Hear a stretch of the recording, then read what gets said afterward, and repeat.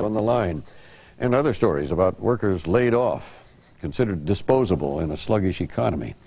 Well, tonight, Bob Brown introduces us to a couple of extremely successful businessmen who take a totally different approach. They spread the wealth, and they take care of their employees and the community. In fact, at Ben & Jerry's Ice Cream, everybody's troubles just seem to melt away. Amid the thaw of a Vermont spring, we're about to enter the world of a company that links the pay of the highest executive to the lowest worker. An environmentally sound, politically correct corporation that nevertheless makes profits a robber baron would envy. If it weren't for the butterfat, it would be hard to find anything that sounds sinful about Ben & Jerry's.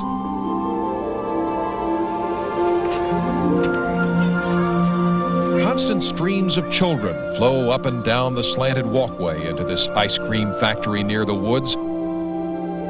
Young Hansels and Gretels, who instead of being incarcerated by a wicked witch, are indoctrinated as they stuff themselves by signs of the social mission that defines what Ben Cohen and Jerry Greenfield, two guys who grew up in the 60s, want their company to stand for. Our social mission here is central to all the stuff we do, so that we try to have a social component that's involved in, pretty much all the activities of the company. And then we have our two-part bottom line that measures both things. How much do we benefit the community, and how much money do we make? Even though they don't look the part, they are shrewd businessmen who've managed to live up to both their ideals and their stockholders. They make what's called super premium ice cream, with high butterfat content and less air in the mixture. Ben & Jerry's has 38% of that super premium market, second only to Pillsbury's Häagen-Dazs, and well ahead of Kraft Foods' Frusen Glädje. They seem to have an uncanny instinct for offbeat concoctions that boost sales. Their most recent flavor, chocolate chip cookie dough, is now their most successful. And sensitive to diet research that shows fat is bad, they have now gone full throttle into frozen yogurt products. The bottom line? This year, Ben & Jerry's will for the first time top the $100 million mark in sales, double the sales figure of only 4 years ago. Marie DeLucia follows franchised industries as a senior vice president of Tucker Anthony. Today, as we enter the 90s, coming out of a sort of greed of the 80s, I believe some investors are going to be willing to pay maybe an even higher premium for companies like Ben & Jerry's that pay attention to the bottom line for their employees and for their shareholders, but also for others. How do they mix ice cream with a social mission? Example, they buy their main ingredient, the milk, from a Vermont dairy cooperative because they believe in supporting small farms. Example, these brownies going into Ben & Jerry's chocolate fudge brownie ice cream come from the Grayston Bakery in Yonkers, which reinvests its profits into providing jobs and training for the homeless. Example, Ben & Jerry's hires its own workers from every spectrum of the community. The company provides this on-site child care center at its Waterbury plant, which employs around 350 people. And as for the stockholders, well, a Ben & Jerry's stockholder meeting is something to behold. It was like nothing that I had ever seen before. I went to the one last year in late June, and it was part of a festival weekend that Ben & Jerry's was hosting. It was under a tent. The chairman of the board and many of the executives were in Bermuda shorts and T-shirts. We shall now proceed with voting on the election of directors, which is item 1 on the notice of the meeting. Ben sings the opening, all of the legalese. You won't find many people complaining about that irreverence. Last year, the value of Ben & Jerry's stock increased 150%, and the company reported record earnings of $3.7 million.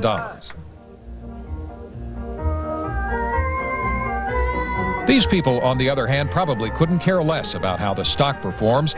They're just here to see how the ice cream is made. We put in 400 pounds of the finest Dutch chocolate into that blender. Last year, 250,000 people made this pilgrimage to Ben & Jerry's main ice cream factory in Waterbury, Vermont.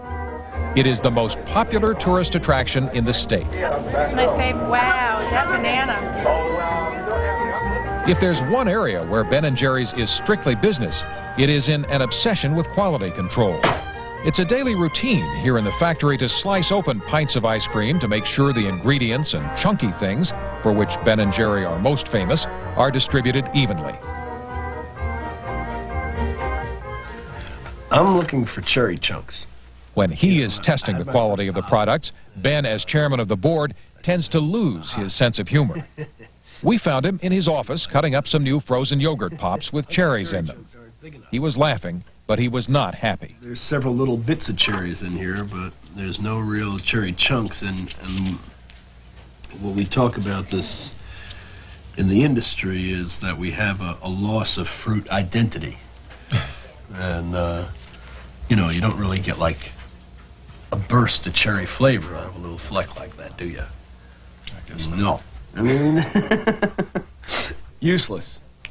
Ben sent the pops right back to the Research and Development Division, which 6 weeks later was still trying to figure out how to make the chunks larger. As Jerry and I have always said, it's easy to make it lousy, it's hard to make it right. We've got Okay, just put it on the top in the middle. Let's make it 21 scoops instead of 20. What do you think? Okay. While Ben has been most involved in corporate affairs, Jerry is a kind of company cheerleader. Memorize this, you The guys. guy who goes out on the road to talk with distributors and franchise owners. Oh my Ben & Jerry's has virtually no national TV advertising budget. The company likes to go one-on-one with the customers. We tend to spend our money, marketing the ice cream, but more through promotions or community events or things that tend to be more fun. You know, we have these scoop trucks that drive around different cities in the country and just give out free samples all day, every day of the year. You know what? This was basically our marketing planner that. Because of the enormous growth that has occurred over the last 10 years, Ben & Jerry have turned over most of the responsibility for daily business operations to a senior management team that also stays aligned with the values on which the company was founded. But anyone who takes a managerial job here has to know one thing up front. The highest paid executive at Ben & Jerry's can earn no more than 7 times the salary of the lowest paid worker. What they do is who we are, is what we make. And how can you possibly justify somebody making $1 million or more a year when their line-level worker can't make enough to afford a house? The issue is one that's been prominent lately because of the inflated salaries of corporate chief executives who, according to recent statistics, take home on average 70 times more than their lowest paid workers.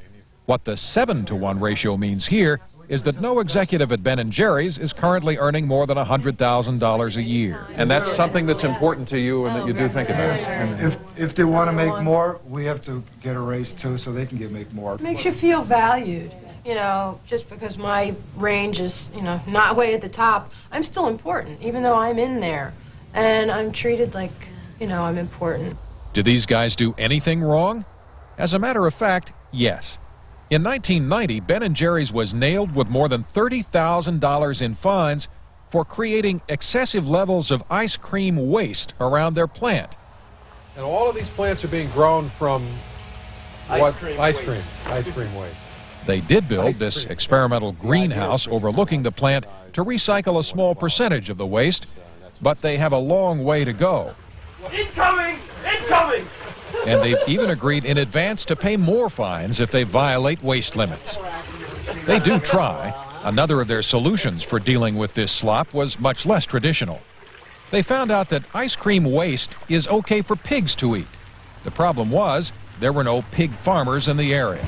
So Ben & Jerry set up a farmer with his own herd of swine, and voila. As their company song points out, a Ben & Jerry's franchise is a Ben & Jerry's franchise, no matter where you find it. There ain't no Hagen, there ain't no Don, there ain't no Cushion, there ain't no Blonde, there ain't nobody named Steve and Steve. But there's two real guys at Ben and Jerry's.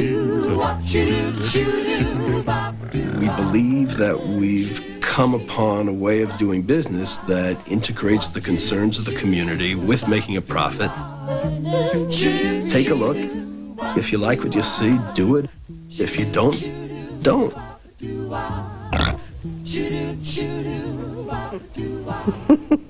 Chocolate chip cookie dough. Why didn't you bring back samples for your friends? You need to have an oxygen mask standing by if you try a whole pint. How do they still manage to do business when more and more people want low-fat or non-fat frozen desserts?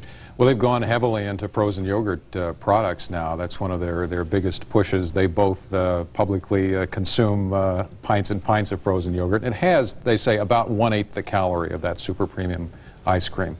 That's not to say it doesn't still have a lot of calories. Yeah. It's so strange that they went to Vermont. How did they get started in the first place? Well, there were two Why guys would you go to the coldest place? They'd known each other since the 7th grade. They'd tried a series of odd jobs. Neither one of them really made it. So they said, well, let's open a homemade ice cream shop. They looked for college towns with no homemade ice cream stores, and the only one they could find was in Vermont, which is cold most of the year. So they went to a converted gas station. They were opened an ice cream store, and the rest is history. Well, they picked a beautiful state, and it shows if you make a good product, they'll even eat it where it's cold. Next time, bring samples. I've gained a pound and a half just listening to you guys. We'll be right back.